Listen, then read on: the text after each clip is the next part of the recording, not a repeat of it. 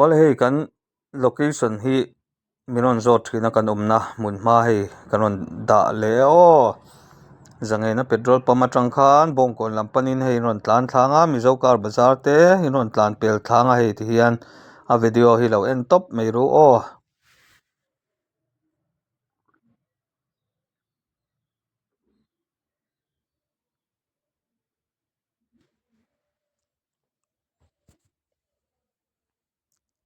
hetlai hi transport chhona peng pickup stand kha ni a ron tlan thadeuh zelanga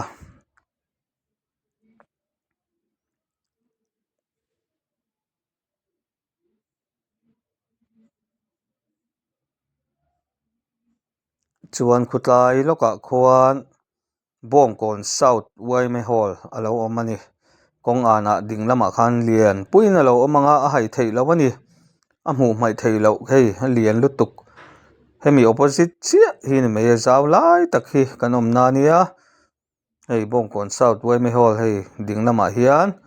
ania hei opposite chi hypercut ti signboard lo in tar kul hi hei kan omna chu ni e ole hei tuna hian guitar in bul kan tananga ron tin lang masa peranga fender hei hi a heta bel tur ania anei tu pa hi alom khop me hei chu original rem lutuka tlai bel tur hi nia chu lang tlang thei anga film anga khan kan an print saka tlai hian kan bel don ani hei kan bel ta ki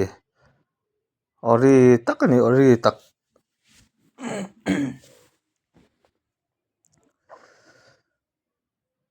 hei o tiang lam music lam guitar instrument ti te chi hrang hrang kha tiang duh tang pawh khanin kan khawih thei vek ani chu thil hi kan khawih kual na sa khawp mai motor hetiang chauh nilo pawh hi chuan hei ikoven ron lut le rupa ikoven chei hi ron in tih hmuh thar chho riawa a mawi duh em em a ikoven te hi chei hi a dawl em em mai a a mawi duh ani ikoven chei hi maw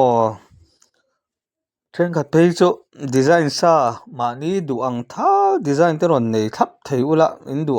duh thu sam ang khan khawih te pawh hi chak awm thin khawp mai then hei an lo rep mol boka thil dang ti hian kan in dai ani member hi kan tama staff kan tama wangin maro chu kan han buai tak tak hi chuan dawr chhung kan khat hne ve em em a in dai hle mai la keini hna ang hi chu hun duh rei chi man hmawh thei mia lo uluk ngai si thil ani wang hianin hun hi a duh rei a chei duh tan pawh hian darkar engemaw zat chu ron in pek a ron thut ve ngat ngat angai awang hianin hun nei deuh veng vongin ron kal thin ula kan duh khawp mai man hmawh deuh a ron tih chi ni lo ani thinin a chuan hei ikoven kha kan ron ti lang le a nei tu pa le kan designer te nen hei an design map a tiang kan design hianin an duh dan zawng tur hi kan an thlan chhuah sak vek thina hei duhem tih hin a mawi em tih hi design kan siam pui vek thin ani hei hau tak lai ber ani khi kan design chhuah chu ni ta tikhian kan an phah zar mai a ani dan tur dik takin khi kan nau te hian an rep tran ta a ti hian ani dan tur dik takin rep chho mol mai ni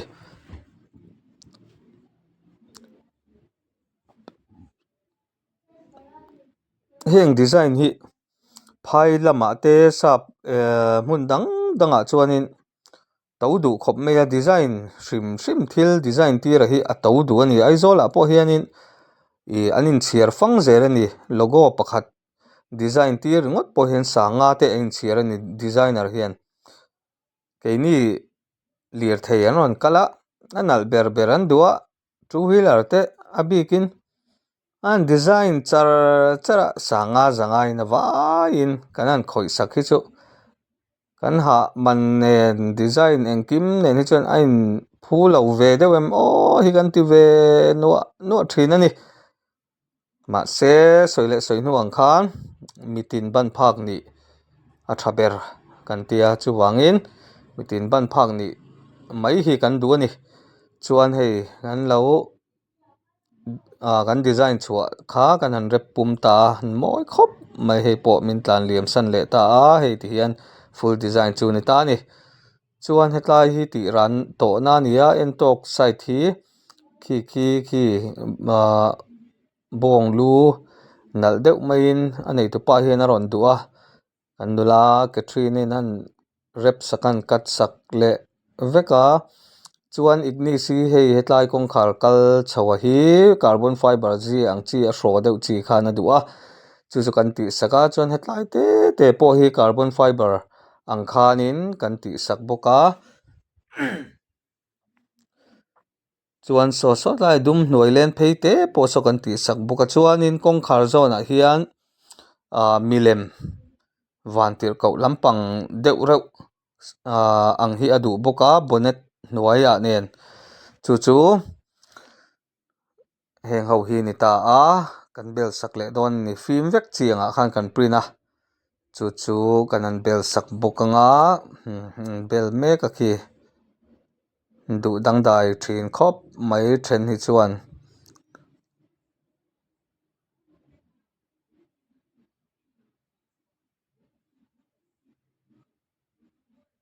khi ti khian nal khop mai hei pawh hi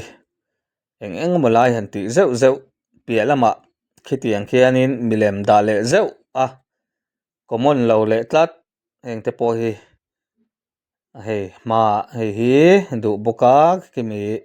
graphic a khi du boka kan da sak le ta hian empty an ni long tlai tang mi ron pan wanga khi mi rong khian a hring khian a du a kan an tih saka khi a side ah te Japanese strong in emo kan an chuan kai tir boka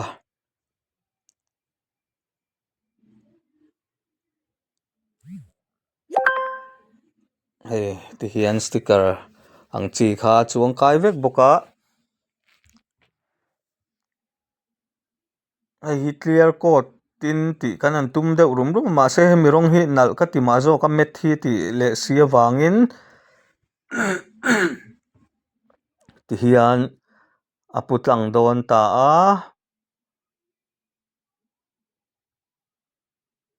a rong hi a nal khop mai hei hi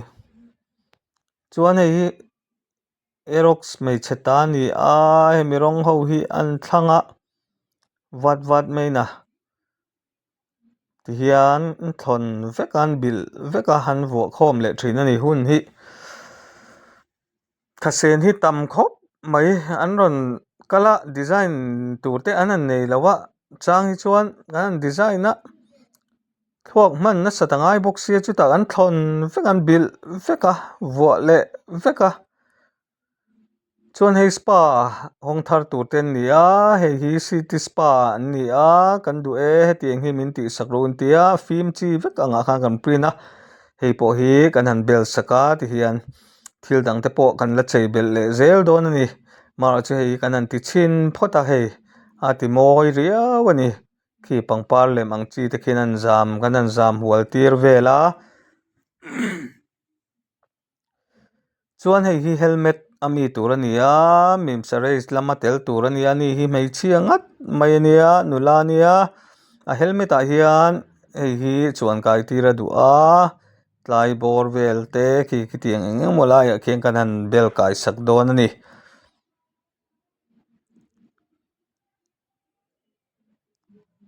helmet hi a chei hi mi ron zawt thina kan khawih lo hi kan ti mai zela pum rep tur ang phei chuanin hun a duh reilu tuka aman nen a in phu lo kan ti kan khawih lo top to a amar chu heti ang chi stickering engemaw lai duh tan kha chuan kan khawih sak thei le tho ani tih kha kan an soi duh ni se tikhian an bel rem photanga chumi zaw an kat le vekanga an adik thlap tur ang khan amum mai siamaw chu wangin khawih hi hara a chuar duh bawk sia helmet bi khi chu hun te duh reia hun alak zong nen hianin a price nen hian a buai thlak a in man lo lu tuka chu wangin khawih lo mai hi kan duh thina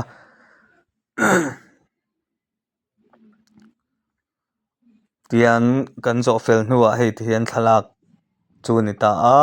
a video an lo ti kual chin ange king ho khi ama du dan ani a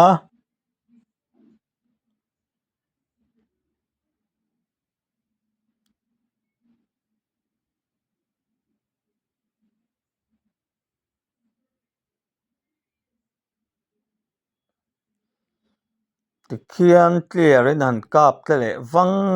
mai la chuanin nal don khop mai hei po hi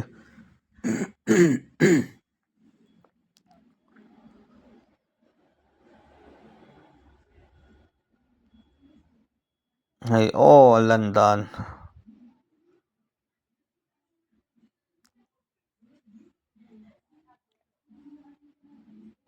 Jimny hei hi ron lu ta Jimny kan voi khat cheina ania kan phur ril ru khop maya abang hnung lampang hi kan khoi dona chuan ani tu pa hian design hi kan designer nen han timam mama hei hi an ron design chhuah chu ni ta a hei ti hian kan nauten an han kat vek anga chuta anan a awmna tur dik taka an meh bel rem vel phawt anga chumi zawh chuan uluk deuhin an rep leh dawn ani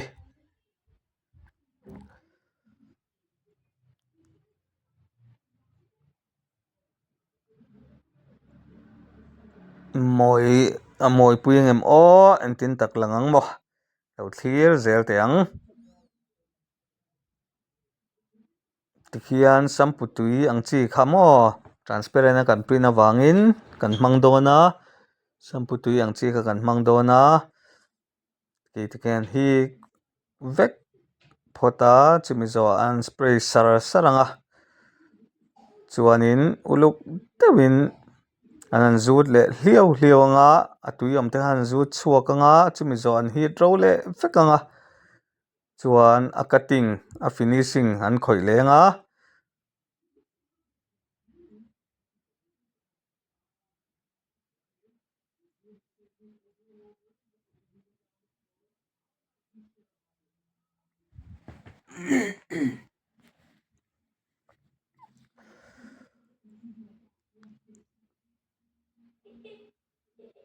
tikhian an bel rem vel dawn ani kan ri ve laih zel ani tihian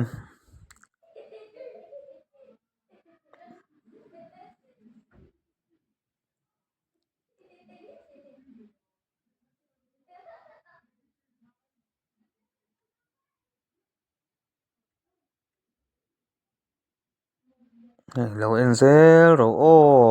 kan tih dan hi motor rang hliah ang chi tep kha kan khawih nasa khawp mai a rawng kah dawna man to box si design ni tho sia awlsam taka hliah chi te kha kan tih sak nasa ni khatiang mahni motor car tirang engemaw tan kha chuan miron pan ula design nalh tak tak kan lo siam sak cheu nga a rang kha kan lo hliah khuh sak zel ang cheu khi tikhian ani dan tur ang chu an han tih zo thawkhat tawh a chung lampang khi a hnung lampang deuh te khin la zo lo deuh a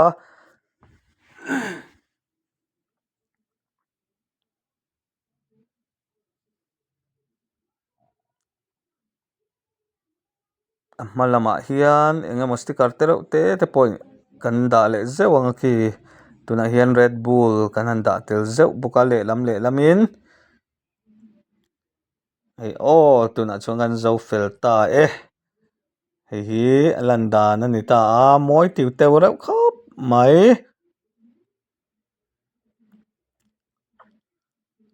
Jimny hi chu chei hi dawl ve hrim hrim a en ti zawng pawh hian chei la lang nalh viau zel mai ni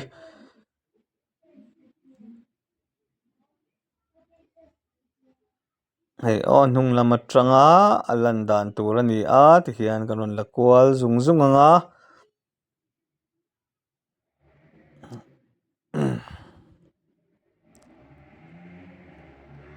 heng te hi kan kut chuak ania mawi in tih zawng ani chuan comment lamah khan milo soisak dawn nia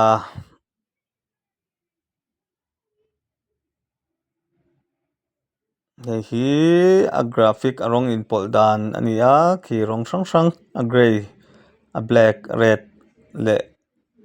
violet ang chi te a in pawlh ani chuan a hma red bull awm zeuh bawk chuan hetain sumo lam kan pu hian khimi joker lem khi duh tlat mai a rawn ding rup mai a hei hi ka duh atia a phone a rawn keng va mai a chu ang chu kan print sak lenga a sumo hnungah ngei mai kha an bel sak dawn ani chuan wallpaper tih te khatiang ang hei ma fridge kawngkhar lo tui ek deuh hlek tawh khatiang ret te kha kan rep veka dawhkan te thutna dawhkan ang chi khatiang te pawh kha a hmunah kan kal chila kan rep thin ani design nalh deuh deuhin chung te pawh chu kan rawn ti lang thuak thuak dawn chuan hei joker chu kan han print ta a hi tikhian a mawi reuh khawp mai hei hi sumhmun hnungah chuan hei an dah vah mai mi motor ami a lo hmu a ni pawh hian ka duh ve rawn ti mauh mai si a khi tikhian kan dah sak ta vah mai ni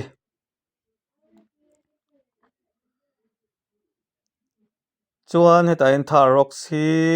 mizo car bazar in an chei sak an zawa accessories a bonnet ah khian keini hi chei turin mi rawn ti ve le a duh sa hi nei a a nei tupa hian compass ang chi kha fei te nen a in khawh ruah mai ang chi kha duh a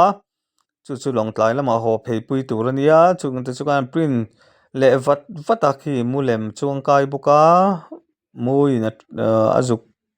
trum deuh chi kha ani ta a hei hi a bonnet ah kan chuan kai tir dawn ani thar rocks ah khan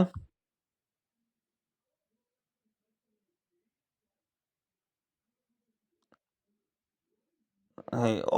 naute ho in an ti leh papa an nalh khawp mai hei pawh ti pui lutuk thar rocks ah maw bonnet ah khi hei chu a nei tupa in a dur rawn thlang thlap thlalak mi rawn thon thlap ani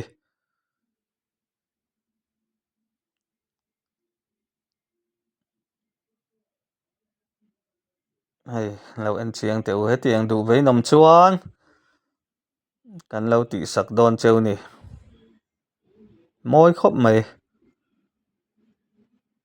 chuan hei hi chanmari lamah khi tah laipui tlang lam an ni a kan han dawr an rawn kalamin khawih sak the ngem an tia hei an dawhkan hi tlemin a rang tawh dewa duh an a zia an duh te khan rawn thlanga chu kan han pan chilh a tin a pa hriat rengna a pa almera hlui steel almera maw khami tui ek nasa tawh lutuk te kha min rep sak ulan tia an hlut ve em a chuanin chung te pawh chu kan han khawih sak nghal dawn bawk a tichuan khimi an dawhkan khi khimi kan rep zawh hnuah khian kan laminate sak leh vek ani hei mawi khawp mai a dum hlang kha nia hemi glass dum hlang mahse rang engemaw nei nuai ve tawh ang chi kha ni wangin tiang hian an duh a hmunah kan kal chilh a ti hian kan han khawih chilh a kan han rep sak vek ani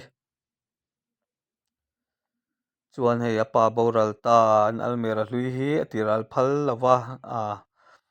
hei hi tuai hnu mama hriat rengna ki a ngai hlu em a chung te pawh chu khi lo hlui taw wangin kan an nawt mam tha vek a tikhian tui ek lai te kan an nawt mam a chumi zawh chuan hei tia kan rep leh tan ta khami design tho khanin uluk em mai in naute an khawih a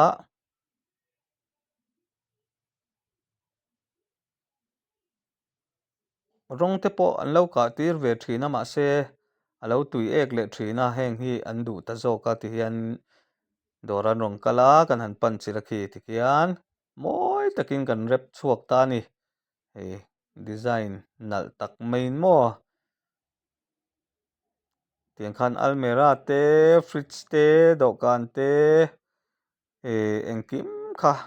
kan ti thei vek ani du ang design bon turu lu tuk ang chi pon khoi vek thei ani tiang te ron in ti hmu ro hei mawi nia tiang almera design hi chu in la hmu vak lo mai thei ni steel almera mo ready made a zong don ula a om kher lawang tiang design hi mo